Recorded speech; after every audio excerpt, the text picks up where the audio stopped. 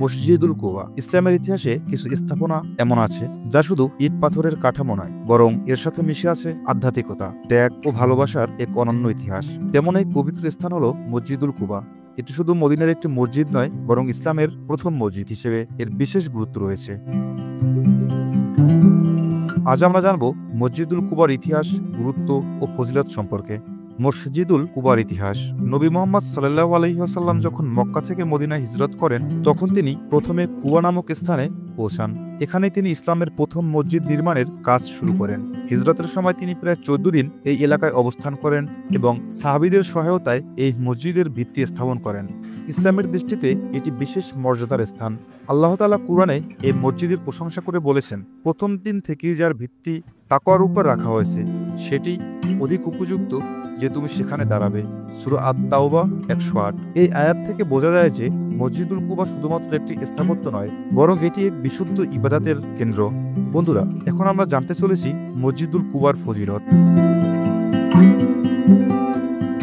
মসজিদুল কুবার বিশেষ ফজিলত সম্পর্কে বিভিন্ন হাদিস পাওয়া যায়।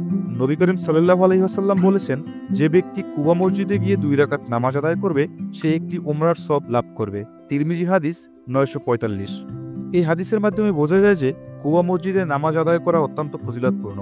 রাসূলুল্লাহ সাল্লাল্লাহু আলাইহি ওয়াসাল্লাম প্রতি শনিবার কুবা মসজিদ পরিদর্শন করতেন এবং সেখানে নামাজ আদায় করতেন। সাহাবীরাও তার এই সুন্নত অনুসরণ করতেন। এখন আমরা দেখতে চলেছি বর্তমানের মসজিদুল কুবা।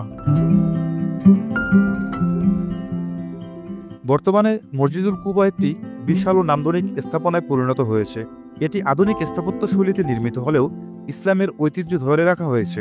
মসজিদটির সম্প্রসারণ কাজ করা হয়েছে যাতে একসঙ্গে হাজার হাজার মুসল্লি এখানে নামাজ আদায় করতে পারেন।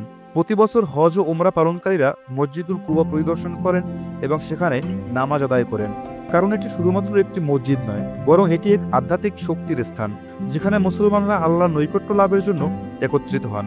মসজিদুল কুবা ইসলামের ইতিহাসের এক অবিচ্ছেদ্য অংশ। এটি কেবলমাত্র ইবাদতের স্থান নয়, বরং নবীজি সাল্লাল্লাহু আলাইহি ওয়াসাল্লাম হিজরতের স্মারক ও তাকওয়ার প্রতীক। কুবা মসজিদ আমাদের শেখায় বিশুদ্ধতার গুরুত্ব, নামাজের মর্যাদা এবং নবী সাল্লাল্লাহু আলাইহি ওয়াসাল্লামের অনুসরণের অপরিহার্যতা। মদিনা থেকে মসজিদুল কুবায় যাওয়ার জন্য আলাদা গাড়ি পাওয়া যায় এবং হেরেম থেকে অনেক মানুষ পায়ে হেঁটে সেখানে গিয়ে থাকেন, সাথে সাথে 2 রাকাত নামাজ আদায় করেন। তো বন্ধুরা, এই ছিল মসজিদুল কুবার ইতিহাস ও ফজিলত সম্পর্কে আমাদের আজকের ভিডিও। যদি ভিডিওটি ভালো লাগে তাহলে অবশ্যই লাইক, কমেন্ট, শেয়ার এবং চ্যানেলটি সাবস্ক্রাইব করে পাশেই থাকুন। ইসলামিক ঐতিহ্য সম্পর্কে আরও জানতে আমাদের সঙ্গে থাকুন এবং সেই পর্যন্ত সবাই ভালো থাকুন, সুস্থ থাকুন। আল্লাহ হাফেজ।